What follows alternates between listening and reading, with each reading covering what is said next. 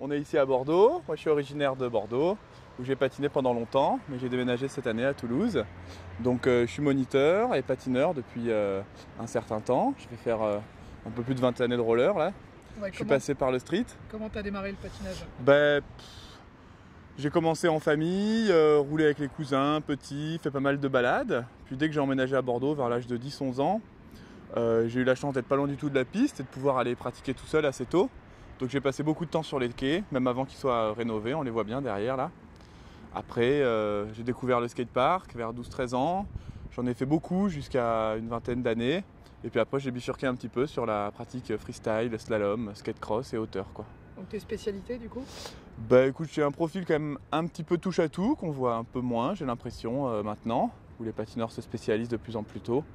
Mes spécialités, ça va être un cool urbain, un cool skate cross, je travaille beaucoup le speed ces dernières saisons, la hauteur aussi, et le skatepark et le street un petit peu moins qu'avant quand même, il faut le dire. Et tu continues la compétition? Ouais, je continue les compétitions, bon quand il y en a, hein, parce qu'en ce moment c'est un peu compliqué, forcément, là on a 2 années un petit peu blanches, puis on ne sait pas trop quand est-ce que ça va reprendre. Mais ouais, je continue les compétitions, bon j'ai un niveau national assez correct sur le skate cross, le speed et la hauteur, voilà. Parle-nous justement de tes meilleurs moments en compétition. Et mes meilleurs moments en compète, Tes titres les plus élevés, là où tu as excellé. Ouais, écoute, en termes de palmarès, j'ai participé à plusieurs championnats de France où je me classe sur du top 8, top 4 quand je roule vraiment bien, sur les 3 disciplines que je pratique, donc la hauteur, le speed et le skate cross. Donc j'ai pas un gros palmarès international ou membre équipe de France. Après bon, moi j'ai la particularité d'avoir commencé la compète assez tard en fait. J'ai découvert le freestyle à 22-23 ans, qui est plutôt l'âge en général où les patineurs arrêtent de faire des compétitions. Des bons moments, bon, je me souviens d'une belle compète à Acro-Océan où j'ai sauté 1m43 en hauteur, qui est mon record pour le moment. Ouais, c'est ça, c'était pas mal. Je crois que c'est l'année d'avant, 2017, où j'étais allé en demi-finale sur cette compète, qui est le premier rendez-vous national en speed. Et puis en skate cross, j'ai pris plaisir à faire ma première étape internationale l'année dernière à Caen, sur un événement organisé par Jonathan, Indoor Caen Skate Cross. Et j'ai gagné la demi-finale des championnats de France à Niort, aux derniers qui ont eu lieu. Voilà, sinon, je participe à beaucoup de CDF où on essaie de faire une perf comme on peut, quoi. Et qu'est-ce qui t'a poussé vers tout ce qui est freestyle, freeride, plutôt vers d'autres disciplines? Écoute, d'abord la passion c'était de transmettre. En fait j'ai découvert l'encadrement assez tôt. Vers 15-16 ans j'ai commencé à donner des cours de roller dans l'asso bordelaise, Air Roller.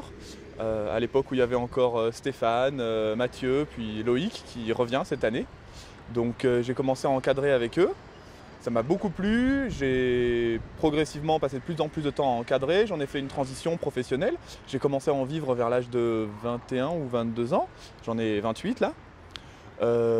Et puis par l'intermédiaire de Mathieu Milo, qui est un moniteur de la région, j'ai eu une place grâce à la Ligue. En fait, je voulais passer un diplôme d'encadrement qui s'appelle le CQP et il fallait un contrat d'alternance pour ce diplôme. Donc il m'a proposé de faire ça en alternance avec la Ligue, qui proposait un intervenant en fait dans différents clubs. Donc c'est comme ça que j'ai atterri complètement par hasard au Rollerbug à Saint-Médard-en-Jalles, voilà, à l'époque où c'était encore Philippe qui était président. J'ai encadré une année le freestyle en loisir, une discipline que je connaissais pas trop, hein, parce que la discipline freestyle c'est un patchwork de plein de spécialités. Moi j'étais issu du skatepark et tout ce qui était slalom, saut, skate cross, j'en faisais pas du tout, quoi. Il faut des patins différents, ça se pratique pas au même endroit et on se connaît pas toujours. Donc j'ai commencé à encadrer en loisir là-bas, ça se passait bien, ça m'a plu. Et puis on m'a proposé de récupérer l'équipe des compétiteurs l'année d'après, qui était un pari un peu risqué, parce que c'était la période où Johan avait quitté, où il n'y avait plus trop d'encadrants. La transition se faisait avec les nouvelles générations de patineurs, mais un petit peu difficilement parfois.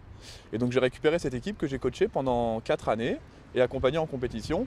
Alors de fait, le club m'aider pour faire les compètes, j'avais les déplacements, les hébergements qui étaient réglés par le club. J'étais sur place pour encadrer, donc j'ai commencé à participer et j'ai découvert ça comme ça et je me suis pris un goût pour la compétition sur le tard, quoi.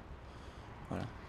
Et qu'est-ce qui t'a fait basculer vers le virage du roller devient une profession? C'était ça? C'était ce moment-là? Écoute, c'était d'abord un besoin, je pense, de faire et de me mettre au travail vers 20 ou 21 ans. J'ai toujours été passionné de pédagogie, je suis un peu issu d'une famille de profs où il y a beaucoup de profs à la maison aussi, les oncles, les tantes, etc. Je me suis toujours senti bien dans la pédagogie, même quand je prenais les cours au skatepark. Bon, Mathieu n'était pas spécialement un grand spécialiste du street, donc je me suis retrouvé vite à accompagner les copains, etc., à participer à la mise en place des cours. J'y ai pris plaisir tout de suite, ça m'a beaucoup responsabilisé. Donc ça, c'était vers 16-17 ans. C'est naturellement vers 21-22 que j'ai commencé à en faire de plus en plus et puis à vouloir en vivre. Après, j'ai fait une belle rencontre avec Pierre, c'est là, en formation, sur le CQP, donc une année qui a été professionnalisante et puis très déterminante pour moi, où j'ai pu voir que c'était possible de vivre correctement du roller en faisant que ça. Alors on ne fait pas que du monitorat, on fait de la formation, on fait de l'organisation de projets, on fait du coaching, on peut faire énormément de choses. Et donc je me suis franchisé avec lui dans son réseau de professionnels qui s'appelle Roule, R2OL. Et bon, ça m'a bien aidé pour me lancer, et puis encore maintenant, je fonctionne avec eux, où en fait on est un réseau de professionnels du roller, et on propose tout un panel d'activités en rapport. Ça peut être des spectacles, de l'événementiel, ça peut être des stages, ça peut être des tutos qu'on met en ligne. Enfin, on essaie d'apporter notre pierre à l'édifice un peu à notre façon, quoi. Est-ce que tu as des journées types? Est-ce que j'ai des journées types? Ma petite routine sur mes cours hebdomadaires, qui représente en termes de chiffre d'affaires 60 à 70% de mon activité encore aujourd'hui. Ça va être de me lever forcément le matin, d'aller m'entraîner, faire un peu de sport. Après, côté professionnel, je fais de la facturation, de la préparation de séances, de la préparation de projets, parce que souvent, là c'est pour moi parce que chez Roule, tous nos moniteurs et professionnels interviennent dans des circonstances un peu différentes, hein, ça dépend des villes. Moi personnellement, je suis plutôt dans des moyennes structures, c'est-à-dire qu'elles sont suffisamment grandes pour se payer un professionnel et le faire intervenir, mais en même temps, elles ne sont pas assez grosses et développées pour avoir un salarié à temps plein, donc le système d'avoir un indépendant, ça leur correspond bien. J'ai aussi ce rôle un petit peu de participer à leur développement, de proposer des projets, etc. Bon, pour l'anecdote, parce que là c'est un petit peu flou, par exemple j'ai récupéré une section freestyle à Acroller, qui est un club de roller acrobatique, pour accro maintenant c'est freestyle qu'on dit, qui est situé à Colomiers, en région toulousaine. Et en cette période de confinement, il a fallu réfléchir à des solutions et à proposer des choses pour que les patineurs ne se sentent pas trop lésés du fait qu'avec le confinement, il n'y avait plus de cours. Okay. Journée type, il n'y en a pas vraiment, parce que j'ai pas un emploi du temps de bureau classique, même s'il y a quand même pas mal de bureaux à faire. Une heure de séance dans un club, c'est 20 minutes à 1 heure ou 1 heure et demie de préparation, hein, selon les moments de l'année, les séances, les contenus, etc. Démarcher les clubs, c'est important aussi, parce qu'on a souvent ce rôle d'agent de développement. Les clubs sont souvent des petites structures. Moi, ceux qui me font intervenir, ils ont souvent autour d'une centaine d'adhérents, c'est-à-dire suffisamment pour se payer un professionnel, et en même temps pas tout à fait assez pour être vraiment subventionné, avoir un salarié, un véhicule, etc. Et donc j'ai un petit peu ce rôle de leur proposer des projets, des choses à mettre en place, à proposer à leurs adhérents pour aller un petit peu plus loin que juste ils viennent au cours et ils s'en vont, quoi. Voilà. Ils arrivent avec des projets spécifiques ou c'est... Écoute, ils attendent de nous quand même d'être force de proposition. Par exemple, pendant le premier confinement, on a mis en place des cours à distance. Pierre l'a fait dans sa structure et Stéphane Luchy, que tu connais peut-être, l'a fait en place aussi dans sa structure. Donc on envoyait chaque semaine un cours à distance mené par les patineurs pour garder le contact. Et puis parfois, oui, heureusement, hein, les clubs ont quand même une vision et souvent les présidents en début de saison vont avoir des objectifs. Ça peut être autour du recrutement, par exemple dans une de mes structure là, qui est située à Plaisance du Touche, qui s'appelle le Roller du Touche. Il y avait un gros objectif de recrutement, de relancer la section. Donc on a mis en place plein de choses pendant cette saison, conjointement avec le bureau évidemment, dans cet objectif. Après, parfois ils savent pas trop, hein. Ils savent pas trop, ils veulent que ça se passe bien. Ça m'arrive très souvent qu'on me dise non c'est bon, on a assez d'adhérents, c'est cool. Et puis à mi-saison on me dit en fait finalement ça serait pas mal qu'il y en ait. On essaie de s'adapter le mieux possible aux contingences du moment. Et puis c'est assez particulier, hein, là ces saisons. Confinement, reconfinement, pour la vie associative, c'est un vrai coup dur. Donc nous, pour pérenniser les endroits où on travaille, et puis pour que les dynamiques de club ne s'essoufflent pas, on essaie de leur proposer des choses, ouais, quand même. Et en parallèle des clubs, vous intervenez? Est-ce qu'il y a des actions dans les écoles, par exemple? Alors, dans les écoles, on en fait. Moi, j'en fais pas, personnellement, parce que pour ça, il faut être équipé, il faut avoir un parc à patins. Moi, c'est pas mon cas. Par contre, je sais que mon collègue Gwenaël Bro, qui est autour de la région de La Rochelle, le fait beaucoup. Je sais que Pierre l'a fait énormément pendant un temps, et je sais pas s'il le fait toujours cette année, donc j'ai pas envie de dire de bêtises. Et mon collègue Ken de Nantes, Ken Chalot, que tu connais peut-être, un slalomeur, voilà, qui bosse au hangar, qui fait beaucoup de stages aussi, l'a fait beaucoup dans les écoles aussi. Alors il n'y avait pas que du face-à-face pédagogique, d'apprentissage du roller quand tu es professionnel du roller, hein, parce qu'on n'est pas que moniteur. Par exemple, moi j'ai récupéré cette année un poste de référent des formations freestyle, où je travaille avec la Fédé, donc c'est-à-dire mettre en place la logistique et le face-à-face pédagogique sur les CQP, les DE quand il y en a en freestyle. Voilà.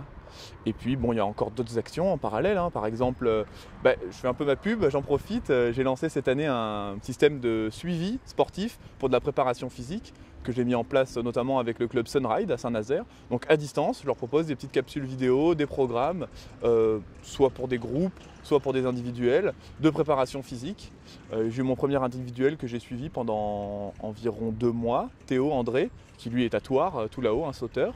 Donc il voulait une préparation physique spécifique pour la hauteur pure. Et donc je l'ai amené à ses objectifs comme ça. Donc je propose un peu de coaching à distance aussi, quoi. Voilà. Ça se développe bien? Ça se développe bien vu que ça n'existait pas. Donc forcément, maintenant, c'est beaucoup plus développé qu'avant. Après, je te cache pas que ce n'est pas des contrats qui sont très rentables. Et si je le fais, c'est surtout par passion. Et puis aussi parce que ça permet de garder un contact privilégié avec les clubs. Maintenant, ce n'est pas quelque chose que j'ai envie forcément de développer au point où, par exemple, je suivrai 20 personnes sur une saison. Bon, forcément, le contexte nous oblige à réfléchir à d'autres façons d'intervenir, plus forcément en présentiel, et nous ouvre un petit peu des portes sur tout ce qu'on peut proposer avec les nouveaux outils. Parce que bon, moi je vois des outils de suivi que j'ai mis en place avec WhatsApp par exemple, avec Messenger, avec des Drive, etc. Tout ça il y a 5-10 ans, c'était pas possible. Bon, est-ce que c'est quelque chose à développer énormément? C'est quelque chose qu'on fait un petit peu par défaut, et la préparation physique, le coaching individuel, c'est quelque chose qui prend beaucoup de temps pour être fait correctement et qui est difficilement budgétisable par un client. Je veux dire, si je dois passer 40 heures sur 2 mois à suivre quelqu'un, bon, ça fait facturer à l'heure, ça fait un tarif énorme. Donc en fait, on fait ça à un tarif qui est accessible pour la personne, qui reste cohérent, et on ne le fait pas beaucoup, mais bon, comme souvent, là où il y a le besoin de plus de compétences d'encadrement, c'est pas forcément là où il y a le plus de débouchés professionnels. Donc les projets pour l'avenir? Les projets pour l'avenir, écoute, pérenniser mon action à Toulouse, où j'ai emménagé cette année, développer la pratique freestyle là-bas, parce que ça me tient à cœur. Il y a un club qui est leader là-bas, qui s'appelle Acroller, qui est un peu tout seul, qui doit faire de la route jusqu'à Bordeaux pour faire sa plus proche compétition, et qui malheureusement n'en fait pas énormément d'autres parce qu'il est loin de tout. Je vois une belle région, dynamique, avec beaucoup de jeunes parents, avec quand même un niveau social suffisant pour s'engager dans une pratique sportive en compétition avec du matériel comme le roller. J'aimerais développer là-bas, peut-être ma structure, c'est quelque chose que j'aimerais bien faire un jour. Et puis si c'est pas ça, participer au développement d'une structure qui a envie. J'ai l'impression que ça se passe bien avec eux, ça se passe bien avec un autre club à côté là, qui s'appelle le Roller du Touche aussi, côté freestyle. J'en ai un dernier qui s'appelle l'USC Rando Roller, un club de rando. Donc ouais, pérenniser tout ça là-bas, je pense qu'il restait encore au moins 2 ou 3 ans, donc ça va laisser le temps d'y faire de belles choses, quoi.